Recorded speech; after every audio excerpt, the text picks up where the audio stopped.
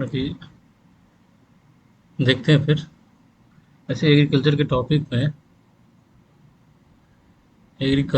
Topic में थोड़ा सा ही देख के छोड़े थे और आगे उसमें नहीं बढ़े थे। तो आज कोई एक एग्रीकल्चर से रिलेटेड कोई एक डायमेंशन को कोशिश करते हैं, थोड़ा सा डिस्कस कर लेते हैं। हम्म, ये देखते हैं, ये हो गया आपका। और ये क्या है? Observation, observation, observation. ऑब्जर्वेशन मतलब क्या? जो हम देखते हैं, जो जो सोसाइटी के अंदर है, जो चल रहा है, उसको ऑब्जर्व करके हम उससे क्या सीखते हैं और उसमें क्या आपको फॉल्ट क्या लग रहा है। अब फॉल्ट नहीं भी, तो यदि फॉल्ट नहीं भी है तो जिस तरह से उसका काम हो रहा है उसको और कैसे बेटर कर सकते हो जिससे मैक्सिमम प्रॉफिट गेन हो। क्योंकि ये देखो, यदि हम एग्रीकल्चर को यदि डिस्कस करते हैं तो अब थोड़ा सा हम देख लेते हैं, एक इकोनॉमिक एस्पेक्ट देखते हैं। देखो, आप ये तो मानते हैं कि इंडियन इकोनॉमी अभी, यदि जीडीपी देखें इंडिया का, कितना 3.5 ट्रिलियन डॉलर माना जाता है। और ये टारगेट है कि, वैसे तो गवर्नमेंट ने कहा 2025 तक ही हम 5 पे चले जाएंगे। और इंडिया मतलब वर्ल्ड का अभी सिक्स लार्जेस्ट इकोनॉमिक है इन टर्म्स ऑफ जीडीपी। हम थर्ड बनेंगे। तो थर्ड कैसे? अभी यदि देखोगे जीडीपी में तो सबसे बड़ा अमेरिकन है, फिर चाइनीज आता है। चाइनीज के बाद यदि आप देखोगे तो जापान है। जापान के बाद आप जर्मनी, जर्मनी, फिर आई थिंक ये ब्रिटिश और इंडियन, 1 2 3 4 5 6 आता है। ठीक है, यही है, बट तीन यही है। और जापानीज इकोनॉमिक यदि मेन है इस दोनों में, यदि अमेरिकन देखोगे तो आप 21 ट्रिलियन है। चाइनीज देखोगे तो ये 15 16 के लगभग ये माना जाता है। जापानीज देखोगे तो 5 प्लस है, 5 प्लस, मतलब 5 प्लस, अब 6 हो 7 हो जितना भी हो, यही है। फिर जर्मनी और ब्रिटेन, ये सब को हम क्रॉस कर जाएंगे बहुत जल्दी, क्योंकि जापानीज है वो भी 5 ट्रिलियन डॉलर या 6 ट्रिलियन डॉलर के लगभग, ऐसा ही है। जर्मनी और ये इसको क्रॉस करने में टाइम नहीं लगेगा। अभी हम 3.5 हैं तो हम ब्रिटिश को या तो हम पीछे छोड़ चुके हैं या छोड़ देंगे।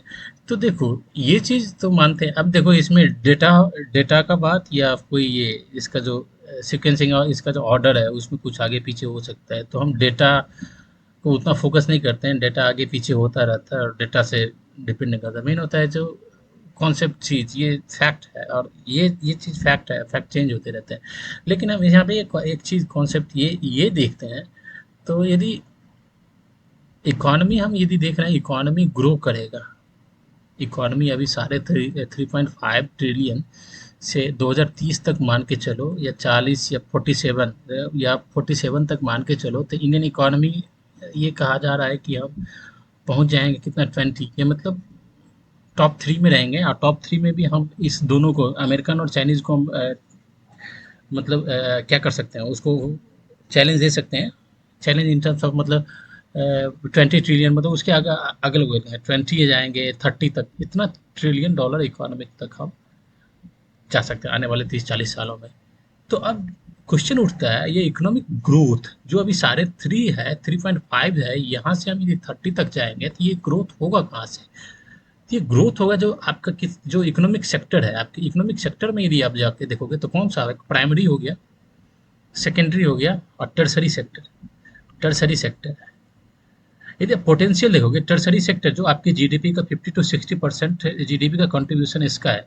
यदि साढ़े 3.5 ट्रिलियन है तो टर्सरी मतलब तीसरा जो सर्विस सेक्टर जिसको आप बोलते हैं, उसका 50 to 60%। सेकेंडरी का कितना, 18% से 20% इसको मान के चलो तो कितना हो गया। और यदि प्राइमरी जिसमें एग्रीकल्चर एंड एलाइड आता है, एग्रीकल्चर जो आ गया आपका, उसका कितना है, वही है 14 से 15। ठीक है, ये सब मिला के होता है, ये होता है। तो यदि साढ़े 3.5 से लेके हम 30 तक जाएंगे, इसका मतलब क्या होगा, ये तीनों सेक्टर में ग्रोथ होगा, ये तीनों सेक्टर, ये तीनों इकोनॉमी है, तीनों सेक्टर है जो आपका बूस्ट ग्रोथ करेगा। अब डिपेंड करता है यहाँ ग्रोथ होगा, तभी तो हम साढ़े 3 से हम 3 से 30 जाएंगे, 10 टाइम्स हम इंक्रीज करेंगे। तो ये इंक्रीज जो करेगा, जिसमें आपका एग्रीकल्चर हो गया, मैन्युफैक्चरिंग हो गया जो सेकेंडरी में आता है, या सर्विस हो गया, ये तीनों यदि बूम करेगा, तो अब ये डिपेंड करता है, ये बूम करेगा तो बेनिफिट इसका बेनिफिट किसको मिलेगा, ये है ना। तो इकोनॉमी ग्रोथ करेगा तो इसका बेनिफिट किसको मिलेगा, यहीं पे दो कॉन्सेप्ट आता है। एक होता है centralisation of wealth, centralisation of wealth. दूसरा होता है डिसेंट्रलाइजेशन। डिसेंट्रलाइजेशन मतलब क्या, सेंट्रलाइजेशन ऑफ वेल्थ में क्या हो गया कि ये यदि ग्रोथ करेगा, 3.5 से 30 पे जाएगा, तो इसमें जो अभी आपका जो 1% पॉपुलेशन है, जो कि आपके जो इनकम का जो टॉप के 1% है, जो 90% या 60 या 80% जो पूरे इनकम को कंट्रोल करते हैं, या जिसके एसेट्स हैं जिसके पास, और बाकी के यही है ना ऑक्सफैम, यहीं पे फिर डेटा डेटा का बात होता है। डेटा मुझे नहीं एग्जैक्ट नहीं पता है, लेकिन जो ये मान के चला जाए जो 1% है वो मैक्सिमम कंट्रोल करते हैं, और जो नीचे का 99% है, जिसमें कि आपका आता है कौन कौन से class, upper middle class, lower middle class, फिर लोअर क्लास में भी upper lower class, middle lower class, lower lower class. ठीक है, ये तीनों आता है। और अपर, यदि आप अपर क्लास देखोगे, उसकी भी कैटेगरी आप कर दो, upper upper class, middle upper class, मतलब ये तीनों होता है। तो लेकिन ये ग्रोथ करेगा तो ये कंट्रोल कौन करेगा, ये 1% की ये किया, 3.5 से 30 में जाएगा तो ये 1% करेगा, तो फिर क्या हो जाएगा, centralisation of wealth. Centralisation of wealth, जैसे ही सेंट्रलाइजेशन ऑफ वेल्थ होगा, जैसे ही सेंट्रलाइजेशन ऑफ वेल्थ हो जाएगा, तो क्या डिस्पैरिटी डिस्पैरिटी और बढ़ेगी। आप ये मान, डिस्पैरिटी और रहेगी, डिस्पैरिटी और मतलब डिस्पैरिटी कम नहीं होगी। आप ये मान लो इकोनॉमिक ग्रोथ करेगा, तो आप ये भी कह सकते हो कि जो भाई, जैसे कि लेबर हो गया, या जो इकोनॉमिक ग्रोथ में जो कंपोनेंट होते हैं, जो कंपोनेंट जिसमें एक लेबर हो गया, जिसमें लेबर में अभी देख लोगे, व्हाइट कॉलर हो गया, ब्लू ब्लू कॉलर हो गया, जितने भी होते हैं, जिसमें ऑफिस वर्क भी हो गया, ब्लू कॉलर। हाँ, हम ये मान सकते हैं जो इनकी भी इकोनॉमिक स्थिति, इकोनॉमिक स्थिति, इनका भी फाइनेंशियल कंडीशन अच्छा होगा, मानते हैं। अभी भी जो मिनिमम लेबर है, मतलब मिनिमम वेज है 18,000, या उसको फिर अकॉर्डिंग टू इन्फ्लेशन, जैसे इन्फ्लेशन बढ़ता है, या जैसे ही जो कुछ होता है तो उसको बनाया, मतलब इंक्रीज किया जाता है। जो पहले था, जैसे कि मान लो पहले कितना था, 100 डे मनरेगा में ही मान के चलो ना, मनरेगा में कितना था, 150 रुपया, या मान के चलो। अब उसको क्या किया है, 250 या 300 ऐसे करके बढ़ा दिया गया है, तो बढ़ा तो दिया गया है। मतलब यहाँ भी जब इकोनॉमिक करेगा, 3.5 से 30 तक जाएगा, तो मेरा कहने का मतलब ये है कि इसमें जो इकोनॉमिक इतना बूम करेगा, तो इसका जो बूम का जो प्रॉफिट होगा, जो वो कंसंट्रेशन वो कंसंट्रेशन किसके पास जाएगा, वो 1% या अपर के 1% है। और ये सब क्या रहेंगे, ये डिपेंडेंट क्लास रहेंगे, ये डिपेंडेंट क्लास रहेंगे, उसके थ्रू होगा। जैसे कि जस्ट मान लो ना आप, जैसे मान लो कि जैसे फोर्थ इंडस्ट्रियल रेवोल्यूशन है, जिसमें कि आप देखते हैं मशीन लर्निंग, एआई, या machine learning, AI, deep deep learning, जितना भी आता है, इंटरनेट ऑफ थिंग, ये जितना भी ये सेक्टर है, इस ये फोर्थ इंडस्ट्रियल रेवोल्यूशन। या आप देखो चिप टेक्नोलॉजी, या चिप इकोनॉमी, जिसमें कि आप चिप होता है जिसका कि यूज आपका मोबाइल हो गया मोबाइल हो गया, या अभी जो हम अभी मूव कर रहे हैं किसके थ्रू, इलेक्ट्रिक व्हीकल के थ्रू इसमें मूव कर रहे हैं। तो ये सब चीज़ क्या पोटेंशियल है इस समय। तो लेकिन इस समय कौन पैसा लगा रहा है, इस समय कौन जा रहा है, जो कैपिटलिस्ट क्लास है, जिसके पास है, जो जिसके पास ऊपर से है, पैसे हैं जिसके पास, वही है, तो इसका जो प्रॉफिट होगा इसमें, वो कहाँ कंसंट्रेशन होगा? वहीं मैं एक देख रहा था, इकोनॉमिक टाइम्स का एक आर्टिकल्स देख रहा था, वो अच्छी, ठीक है, अच्छी बात है। लेकिन इसका एक सेकंड सेकंड चीज ये है, सेकंड सेकंड ऑप्शन, ये सेकंड थॉट ये कहता है कि आप ये देखो, जैसे कि ड्रोन ड्रोन टेक्नोलॉजी है, ड्रोन है जिसमें कि नए नए स्टार्टअप जा रहे हैं, ये एक अच्छी बात है। नए नए स्टार्टअप इसमें जा रहे हैं, मूव कर रहे हैं। जो स्टार्टअप का जो आप देख रहे हो, यदि स्टार्टअप के क्या प्रॉब्लम है, उसको यदि बैजू का एग्जांपल अभी हटा दे, यदि स्टार्टअप का देख रहे हो, तो ये क्या है? जो ये कंसंट्रेशन ऑफ वेल्थ है ना, उसको क्या कर रहा है ये? उसको घटा रहा है, कम कर रहा है। हुँ? तो ये नए नए लोग आ रहे हैं, इनके पास भी वेल्थ जा रहा है, तो इससे क्या होगा? डिस्पैरिटी कम होगी, सोसाइटी के अंदर डिस्पैरिटी कम होगी। तो हम वही तो कह रहे हैं कि जो ये 3.5 टू 30 जाएगा ना, तो इसमें ना जो एग्रीकल्चर में लगे हुए हैं, उसको भी मैक्सिमम बेनिफिट मिले। ये कंसंट्रेशन ऑफ वेल्थ ना हो, जो कुछ कैपिटलिस्ट क्लास है या कुछ ये हैं जो कुछ पैसे वाले वर्ग हैं, वही केवल यदि इस इकोनॉमिक ग्रोथ से कमा लेंगे, वही उससे अर्न कर लेंगे, तो फिर उसका मतलब क्या है? उसका कोई मतलब नहीं रहेगा। हाँ, ये चीज़ ज़रूरी है कि इन्वेस्टमेंट की जहाँ ज़रूरत पड़ेगा, इस समय इन कैपिटलिस्ट क्लास का ज़रूरत पड़ेगा, ठीक है, वो करेंगे। लेकिन इस इस इकोनॉमिक बूम में ना, इकोनॉमिक बूम में जो आपका यूथ है, जो आपका यूथ है, उस यूथ को as a human capital, human capital में केवल जॉब सीकर नहीं, जॉब गिवर की, जो कि प्राइम मिनिस्टर ने बोले थे, जॉब गिवर के रोल में आना जरूरी है, ठीक है, वो रोल में आना, उस रोल में आना जरूरी है, ठीक। तो उसके लिए क्या होना चाहिए ना, इंफॉर्मेशन। अब गांव की किसी इंफॉर्मेशन इंफॉर्मेशन इंफॉर्मेशन नहीं तो फिर क्या होगा? इंफॉर्मेशन अवेयरनेस, अवेयरनेस होनी चाहिए। अब यदि गांव में आप जाके देखोगे तो यूथ है, ज़्यादा डायरेक्ट एग्जांपल, उसको स्टार्टअप के बारे में नहीं, ज़्यादा कुछ नहीं पता है, यदि, क्योंकि वो अभी रील की दुनिया में है, रील के दुनिया में है, ठीक। यदि उसको इस चीज़ से मतलब दिखाया जाए, उसे बताया जाए, जो आपके गांव के अंदर ही कितना पोटेंशियल है, आप इसमें कर सकते हो। इसमें दो तरह के क्लास होंगे, एक होगा जो चैलेंज लेने वाला होगा, जो अपना सब कुछ दांव पे लगा सकता है। एक होगा कि नहीं लेने वाला, नहीं लेने वाला, जो कि तो फिर वो क्या हो जाएगा? वो जॉब सीकर होगा, ठीक। तो जॉब सीकर, या तो जॉब क्या होगा, उसके पास उसके गांव में है, या तो फिर वो माइग्रेट करेगा, तो फिर माइग्रेट करेगा, फिर शहर में आएगा, तो वहाँ पे फिर वो जॉब करेगा, अलग कॉन्सेप्ट। लेकिन जो यूथ है उसको यदि बताया जाए कि भाई, यदि आप एग्रीकल्चर पॉलिसी देखोगे, तो उसमें सब एग्रीकल्चर पॉलिसी में दिखाया गया है कि हम गवर्नमेंट की एग्रीकल्चर पॉलिसी कब 2017 या ऐसे उसके बाद ही कुछ आया है, उसमें दिखाया गया है कि हम एम्प्लॉयमेंट कितना जनरेट करेंगे, हाँ? हम एक्सपोर्ट को कितना बढ़ाएंगे, हाँ?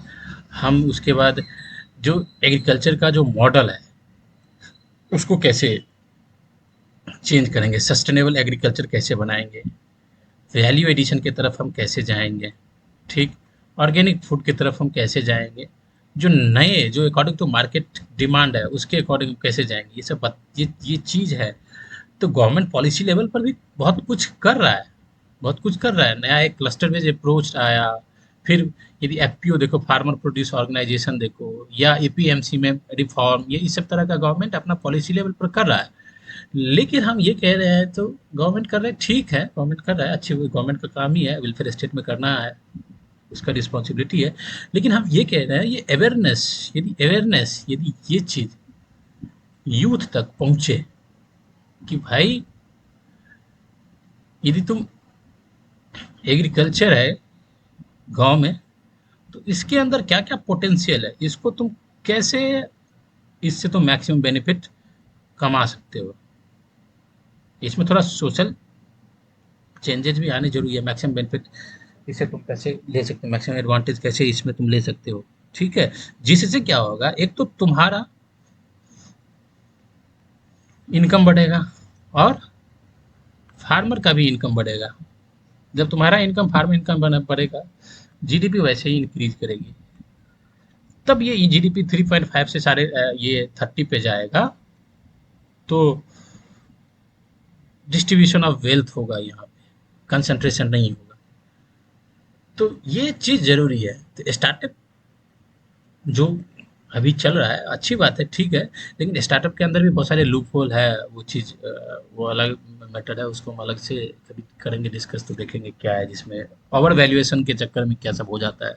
4.5 ट्रिलियन की कंपनी, बिलियन की कंपनी होती है, 20 ट्रिलियन कर देते हैं, बिलियन 20 बिलियन का बना लेते हैं, दिखा लेते हैं, फिर इन्वेस्टर को बुला लेते हैं, ऑडिटिंग का प्रॉब्लम, बहुत सारा प्रॉब्लम, इंटरनल ऑडिटिंग का प्रॉब्लम होता है, फिर 20 बिलियन का इन्वेस्टर को बुला के इन्वेस्टर का पैसा झोंक देते हैं, उतना डिमांड नहीं होता। जैसे बीजू को आप देखो तो कोविड के टाइम में ठीक ठाक उसका मार्केट था, डिमांड था, लेकिन कोविड खत्म हुआ तो फिर ऑनलाइन एजुकेशन से सब हट के इधर आ गए हैं, तो फिर उसका मार्केट डाउन चला गया है बहुत, तो इन्वेस्टर सब कर रहा है, तो अलग इशू है स्टार्टअप में। जो रघुराम राजन का यदि आप देखोगे, आज से 5 साल 6 साल पे मतलब जब स्टार्टअप आया तो उसी टाइम उसने एक आर्टिकल्स में बोला था कि ये स्टार्टअप एक बबल्स बन रहा है, वो कभी बस्ट कर सकता है, तो उसका अपना उनका उनका अपना ऑब्जर्वेशन है, ठीक है। तो लेकिन ये तो पॉसिबिलिटी है ना, ये तो कर सकते हैं ना, तो ठीक है। हम एक इकोनॉमिक एस्पेक्ट दिखा रहे थे। अब यदि हम एग्रीकल्चर का देखेंगे, एग्रीकल्चर का, तो सबसे पहले हम एग्रीकल्चर के अंदर हम ये देखते हैं, चलो ठीक है, ये एक एग्रीकल्चर लैंड हो गया, ठीक। तो यहाँ पे क्या होगा, ये सब क्या है, प्लांट है, प्लांट है, चलो ठीक है, पौधा, पौधा हो गया ये। यहाँ पे ये क्या है, प्लांट किस में लगा हुआ है, तो सॉइल में, चलो ठीक है। और ये प्लांट किसने लगाया है, तो किसी इंसान ने लगाया है, तो ये फार्मर हो गया। तो आज केवल हम फार्मर के बारे में देखेंगे, उसका क्या क्या प्रॉब्लम है, कितने टाइप्स के फार्मर होते हैं, ये सब देखेंगे, सारे फार्मर्स के देखेंगे, फिर उसके बाद आएंगे तो एग्रीकल्चर में देखेंगे दूसरा चीज। तो फार्मर यदि देखोगे तो ये लैंड हो गया, तो या तो ये लैंड इसका खुद का है, मतलब इसका ऑनरशिप, मतलब इसका अधिकार इस लैंड पे, या तो इसका खुद का है, या दूसरे का बटाईदार, बटाईदार जिसको बोलते हैं, जिसको क्या बोलते हैं, शेयर हो, मतलब शेयर क्रॉपर, ये ये हो गया दूसरा। इस बेसिस पे देखें, या तो खुद खुद कर रहा है, ये शेयर क्रॉपर, ठीक। दूसरा यदि देखो, यदि फार्मर का, तो या तो ये फार्मर यहाँ हो गया। अब यदि फील्ड देखो, यदि ये क्रॉप फील्ड देखो, तो या तो ये 1 हेक्टेयर का है, या 2 हेक्टेयर का है, या 3 हेक्टेयर का है, या 10 हेक्टेयर का है, या 10 हेक्टेयर से बड़ा है। तो इसी बेसिस पे इसको किया गया, इसमें एग्जैक्ट क्या इसका डेटा है वो थोड़ा देखने की ज़रूरत है। लेकिन एक से लेके लेस देन एक को मार्जिनल बोला जाता है, फिर आता है स्मॉल, फिर आता है मीडियम, फिर आता है लार्ज। ये फार्मर के 4 कैटेगरी है। अब हम ये देखेंगे कि जो मतलब हर एक फार्मर्स के एक एक इस क्लास के क्या प्रॉब्लम है, इसके कैसे इसका सॉल्यूशन किया जाए। जैसे कि मानो मार्जिनल फार्मर है, तो उसकी क्या प्रॉब्लम है, उसको कैसे, जो इकोनॉमिक आने वाले टाइम में बूम करेगा, उसका फायदा उसको कैसे मिलना चाहिए, उसको क्या करना चाहिए, ठीक। यदि हम देखेंगे इसका हाँ, और वो देखेंगे इसी तरह से, जो चारों कैटेगरी है वो देखेंगे। फिर ये देखेंगे जो सेल्फ कर रहा है, जो शेयर क्रॉपर है, उसका क्या प्रॉब्लम है, ठीक। इस सब को देखेंगे बस। लेकिन अभी इतना तक ही देखते हैं, फिर आगे हम और फिर देखेंगे।